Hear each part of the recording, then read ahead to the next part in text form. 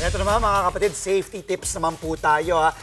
Yung mga ilang gamit po sa bahay, Maui, magagamit pansalba ng ating buhay, di ba? Yes, Andre, sakto, no? Kaya tayo nandito ngayon kasi tama ka dyan. Katulad na lang itong mga nandito sa harap natin. At isa-isa po nating ide-demo kasi ito po ay talagang makakatulong sa pagsalba ng mga buhay, lalo na ngayong may baha.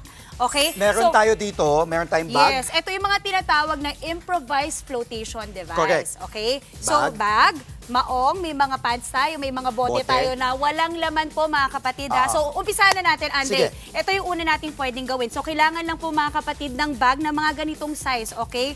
Kailangan po ganitong size kasi ipapasok po natin ang bote na malaki na walang laman dito po sa loob. So, ito pong mga ginagawa natin, mga pwedeng gawing salbabida, lalo na sa mga baha at kung malalalim na po yung mga level ng tubig sa inyo. Okay, so isasara lang po natin yung bag after po ipasok nung boteng walang laman. Okay. Okay? Tapos susuotin mo siya, Andre, pero pabaliktad. Oo. Okay, so kunyari, nalusong ka sa baha, dito ka yayakap. Okay, tapos ganyan. Yan, magpo-float ka na yan. Yes, para lumutang ka. Safe ka. Yan, ganyan-ganyan. Magsasagwan kayo, gaganyan-ganyan kayo. Tapos ito po yung pang-ano nyo. Dahil pag yung mga bote po kasi walang laman na tubig, kusang lulutang po talaga yan. Okay. Okay, parang salbabidas. Yes. Salbabote, tawag natin. Salbabote, tama. Tapos Andre, ang isa pa nating option dito, kung wala po kayo ng mga ganitong klaseng mga galon o litro ng tubig, yung ganito kalaki, pwede rin po yung mga pinanggalingan po ng soft drinks. Basta wala lang pong laman. Ang maganda dito, Dre, kasi ito yung mga bagay na meron na tayo lahat sa bahay, karamihan nating mga kapatid. Ito yung mga mahanap nyo sa bahay na makakasave ng inyong mga buhay. So, lalo na sa ganito mga panahon. Ganun din. Same thing, pero bote naman po. Pero ganun din po. Pwede nyo pang dagdagan ng isa kung kasya. Okay? Ayan, perfect yan. Ito naman, Andre, yung ating pangalawa. Kanina, itong mga bote na pag-usapan natin, ano? Ay, actually, pangatlo to, pero sige, unahin na natin dahil nandito na rin.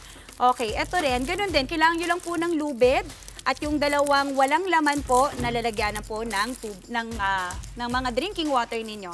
Itatali nyo lang po. Tapos, Andre, ang agawin nyo, ganyan. Galagay mo siya dito, sa ilalim ng kilikili. Okay, so yan yung magiging floating device mo naman. Dahil dito, meron, talikod ka, Dre.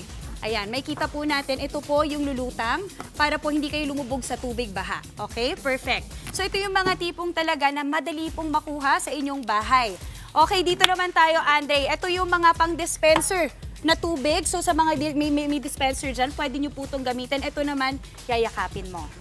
Ayan, as in ganyan talaga. Okay, so pag ikaw lumusong ka sa baha, kailangan nyo lang po yung walang laman, tapos kayo po ay sasakay dito. Pag ganon. Okay, Dre, ito importante kasi ito talaga yung tipong akala mo hindi mo magagamit, pero talagang makakasalba ng iyong buhay, lalo na sa mga panahon ngayon na may baha, di ba? Ito mga pantalon, Maui? Yes, yung mga pantalon na yan naman. Ito medyo mahirap pero kayang gawin. So sa mga kapatid natin na sabihin na natin nakapantalon habang lumulusong sa baha, hubarin nyo lang po, wag na kayong mahihiya. So ang unang gagawin ho, itatali ho dito sa isang bahagi ng parte ng pantalon. Ilalak nyo po yung mahigpit na mahigpit at ganoon din po sa kabilang side. Tapos kailangan po, ang importante dito, kailangan basaho.